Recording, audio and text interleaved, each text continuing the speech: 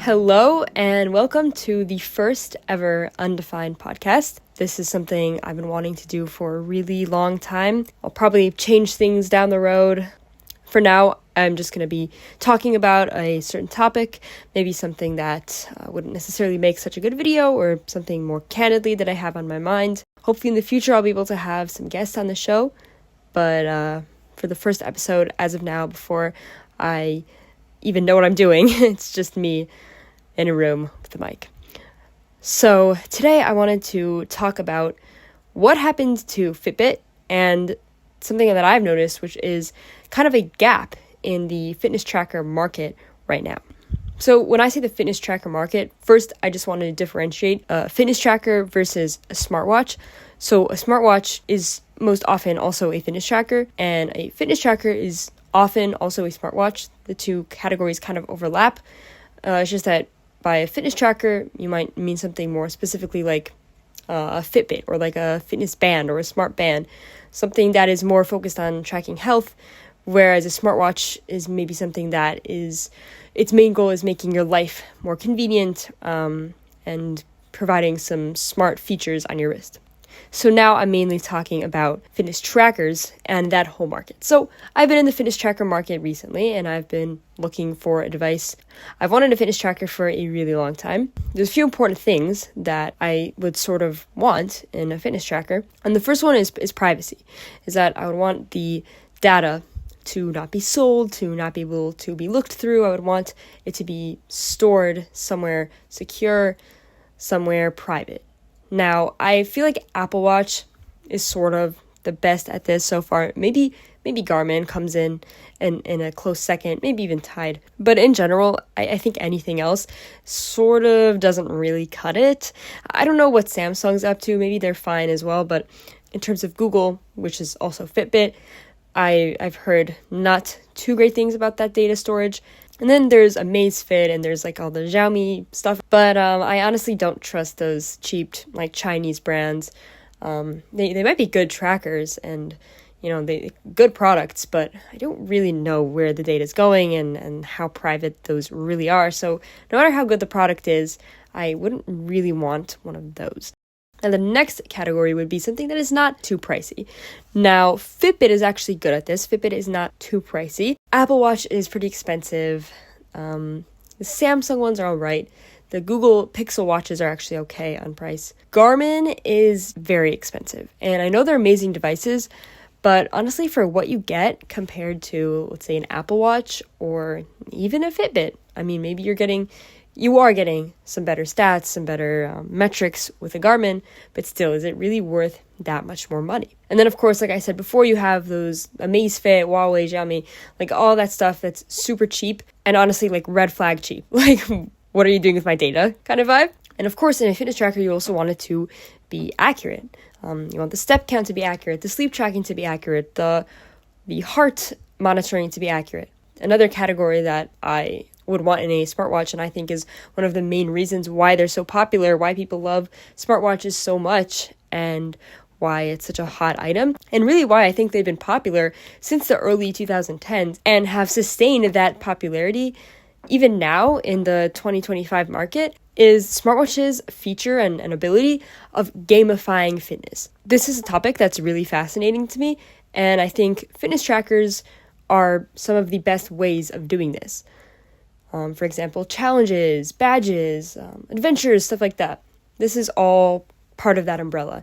Now, I know Apple Watch is good at this, Garmin's good at this, probably honestly all of them are good at this. And I know there are brands out there like Sunto and Koros, I hope I'm saying those right, that make sort of Garmin-like, maybe more specifically tailored devices for like a niche use case, like a specific sport, maybe running, maybe golf, maybe swimming. Those kind of watches I'm less including because that is a whole, in my opinion, different kind of market. Now, the last category that is important to me is the fact that I would ideally want this device, this fitness tracker, to be cross-platform, right? Because, you know, real freedom, I often hear this online, and I saw this on Reddit somewhere. Oh my gosh, I sound so nerdy saying that, that I saw this on Reddit, and I'm about to quote it, but I saw this on Reddit somewhere. Someone said that real technological freedom in terms of ecosystems isn't not being in an ecosystem, right? Ecosystems are very useful and can make your life and workflow a lot easier and a lot more productive, but that the real freedom is being able to switch ecosystems whenever you want. Being able to go from an iPhone to an Android to a Mac to a whatever and not feeling stuck. Like, in my opinion, I think it's totally okay to live in an ecosystem as long as you acknowledge that, yeah, I'm in this ecosystem because I get blank, blank, and blank benefit out of it. And not being subconsciously sucked in. And then being able to say, hey, but if tomorrow I want to move over to an Android, I can do that because I'm not storing every single bit of information that I've created in the past 10 years all on iCloud. You can say, no, I have some things in OneDrive, I have some things on hard drives, SSDs, and whatever other websites. I don't know how you store your data. If you want to know how I store my data, I have a video on that you could watch, and it's not platform specific. So that's the real freedom. Anyway, so that was a little tangent. The ideal fitness tracker would be one that isn't tied towards Android or iOS. So let's take a step back. We talked about some of the things that I think would make a good fitness tracker, maybe the ideal fitness tracker. And now let's talk about the mainstream fitness trackers on the market right now, the things that we are seeing on people's wrists in 2025, and what is on the market. So first of all, I've noticed that in terms of normies, I'm not talking about people with niche fitness needs who buy Garmin's and Suunto and Coros and all that stuff, or athletes. I'm talking about the normies, the health-focused people, but the normie people. So I guess I'm sort of seeing a trend in that you sort of buy the fitness tracker or smartwatch in relation to which phone you have. So at least here where I live, there's kind of like 3 options of phones. Now, obviously, this is a generalization, but there's a lot of truth to this. So you're either obviously going to have an Android or an iPhone. If you're having an Android, it's probably either going to be a Samsung or a Pixel. These are like the only 2 Androids I really see in the wild here in the US. And then, of course, there's the iPhone. And I'm not getting into an argument of which type of phone has which share of the market, has which percentage of the population. That's another video for another time. From what I see just with my own eyes and my own observations, it's probably around like 60, maybe even more percent iPhone and then 40% Android. But from what I've noticed, health normies like me just kind of buy this fitness tracker or the smartwatch in relation to what kind of phone they have. So if you have a Samsung phone, then you're probably going to buy a Samsung watch. And if you have a Pixel phone, then you're probably going to buy a Pixel watch. And then, of course, an iPhone, an iWatch. Just kidding, guys. Apple Watch. Now, this is great, and these devices are really good. The problems for me is that it kind of doesn't check 2 of my boxes for smartwatch or fitness tracker devices, and that would be obviously cross-platform. I mean, if you have a Samsung watch that's not working on an iPhone, a Pixel isn't going to be working on an iPhone, and the Apple Watch isn't going to be working on an Android. So you're kind of entrenched deeper and deeper into an ecosystem on that front. And then another sort of category that it doesn't really meet most of the time is the affordability aspect. But I think Pixel is probably what seems to be the most affordable out of all of them. But if you just take a look at Samsung and especially Apple, they're pretty pricey. These are pretty pricey devices, especially compared to something like a Fitbit, which I've seen them on sale. I mean, the Inspires could be even, $70, $60-something. The charges are a little bit more, but really affordable prices. And the last thing that I forgot to mention before was that the device should not be subscription-based. The idea of buying something that is biometrically tracking me and me paying my money for that, but then not being able to see all that information and like some of that is being hidden behind a paywall, that does not sit right with me. And luckily, this is actually something that these more mainstream, like the Samsung Pixel and Apple Watches, all sort of get down. Like you're buying that and you're not really worrying about paying for more ever again. Now, the outlier to that would be Fitbit, because there is a premium tier for that app that you could pay for, but Fitbit is kind of an outlier in a lot of ways. And in my opinion, Fitbit is just an interesting company and an interesting product that, it could have just been so good and it could have filled this kind of hole in the market that I'm seeing now. but ever since it was acquired by Google, it's just sort of slowly withering. And I still love Fitbit, and maybe I'm being a little bit too harsh, but in my opinion, from what I'm seeing now, in 2025, me trying to buy a fitness tracker, I feel like there is a gap in the market for a device that isn't tied to a specific phone manufacturer, a device that isn't really trying to be a smartwatch, that's just kind of wanting to be a fitness tracker that's simple, that's affordable, but it's accurate, it's a good device, and it has good security and good privacy. This is something that honestly is missing from the market in 2025. And don't tell me Garmin, because they're great devices, and yeah, I'm sure they're private and they're good, but they're just not the best for normies. I mean, they're kind of niche, they're very specific, and most of all, they are very pricey. Right at that rate, I might as well just be buying an Apple Watch. Except, I'm very much entrenching myself into an ecosystem. What if there was something just cross-platform, something simple, something for normies, something like what Fitbit used to be? So that's where we get to the next part of the podcast, which is, I guess, titled, What Fitbit Used to Be, or what Fitbit could have been.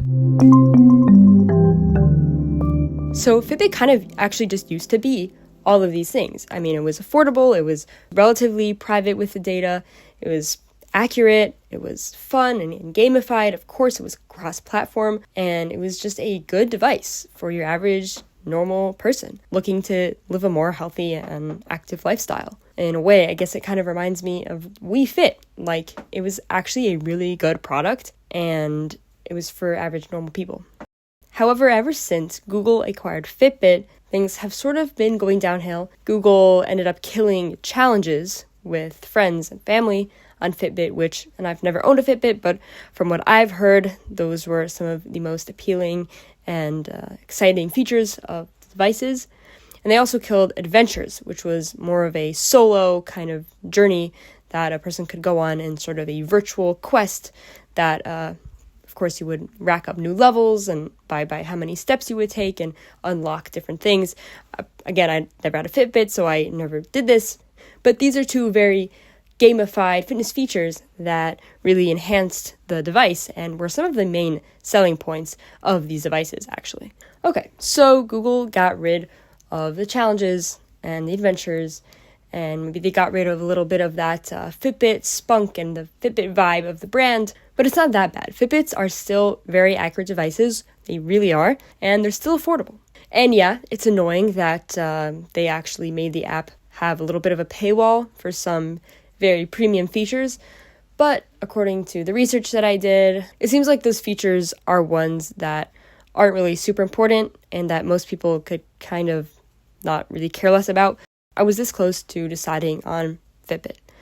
And then I did a little bit of research about the app, because that's kind of half of the story when you get a smartwatch. Of course, the UI of the watch has to be good, and the interface and the stats on the watch have to be good, but the information that the watch is collecting is ultimately going to your app, and that's when you're going to be checking things a lot of the time, and that's when you can really dig deeper into the stats and view the analytics and view the data in more meaningful ways. So I took a look at the Fitbit app, and the UI is just a little bit sad. You guys know my opinion on Google's Material U UI, and I don't actually think I talked about it on the channel before, but the Google Material 3, whatever, expressive redesign, I guess, in my opinion, it just kind of made things worse. This is actually going to be the topic of a future podcast, but the direction that Android's UI has been going in the past several years is just, it's an interesting place. It's an interesting direction, and I have a lot to say about that. But that is for a future episode. Now we're just talking about the Fitbit app, and the UI just kind of looks like the soulless Material U design that I see on every Pixel app, on every Pixel interface. Now, the UI isn't all bad. I mean, there's some redeeming qualities about it, and there's some cool things about it, and I'm not going to just go bash on it. I'm not going to just go hating on it. But to my opinion, and this is just a personal opinion, I don't really like the Material U look. And when Google bought Fitbit in 2021 and 2022, okay, they let it be. But in 2023, Google redesigned the Fitbit app, and they gave it the Material U treatment. And it just looks so much worse. I mean, of course, this is my opinion, but it seems like other people agree with me, because if you look on the comments of the announcement video for the redesign of the FitBit app in 2023, pretty much every comment is sort of expressing a similar sentiment to mine, where they are mad that the challenges are gone and the adventures are gone, and most of all, that the app UI is just a lot worse. I mean, I don't know how many of you guys listening are Fitbit users, but the Fitbit app used to be, in my opinion, one of the best designed apps, let alone fitness tracking, wellness apps on the market. It may have been one of the best designed apps, period. Since I've been interested in UI, I have always really admired the Fitbit app. It just has great vibes, great colors. It kind of uses a, tertiary color palette, bright, spunky colors. If you would imagine a brand that looks like it's trying to sell something healthy or be healthy back in the 2010s, that's kind of what it looks like Wii Fit vibes, maybe a little bit of Frutiger Aero vibes, like Frutiger Health vibes. Maybe I just coined a new strand of Frutiger Aero. I don't know. I feel like every day there's a new strand of Frutiger Aero. That's, again, another video for another time. But I don't know, the app just kind of reminded me of drinking a smoothie at Jamba Juice.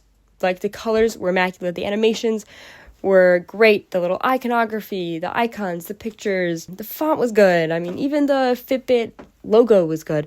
And then, of course, the colors that they would implement on the actual devices sort of matched the old theme, and they were good as well.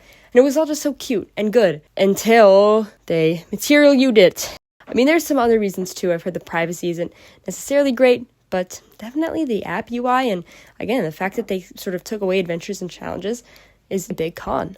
Now, there is an interesting theory that I've seen floating around, and maybe it's a little bit conspiratorial.